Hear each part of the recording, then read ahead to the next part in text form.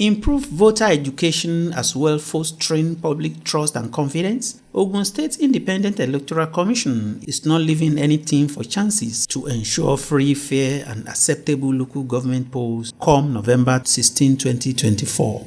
The Commission in this regard has organized training for its electoral officers. Addressing participants, Chairman of the Commission, Babatunde Oshibodu, said the training is significant and necessary for the success of the elections. Represented by one of the commissioners in the commission, Tunji Akone, Oshibodu reiterated the importance of electoral officers to the coming election with a charge on the participants to avoid any form of bribery, intimidation and manipulations from political parties. After that, they will now go back to their local government to train all the other staff, the presiding officer, the poll clerk and the poll ordinance. They are the ones going to do that in their respective local government. We have briefed them on what they need and we have given them all what they require to carry out this assignment.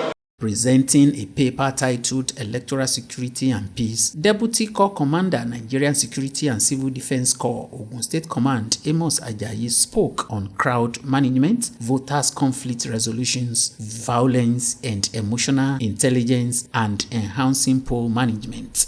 In his remark, the Permanent Secretary of the Commission, Olabode Ojetola, appreciated the resource personnel for their immense contributions, emphasized the fundamental of the roles of the trainees during and after the electoral process. Some of the participants commended Ogsiec for organizing such a session, saying the training was apt and needed for them to function with electoral guidelines. Here today as part of the capacity building for electoral officers, so as to get acquainted with the responsibility and role that you have to perform on the field. And it's been a wonderful session.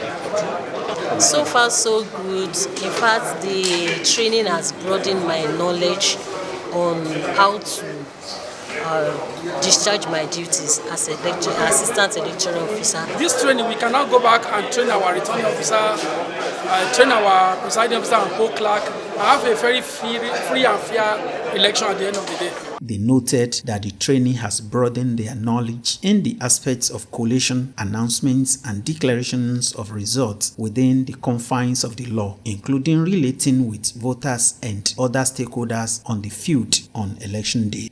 In Ijebu-Ode, Anthony Gandonu, NTA News.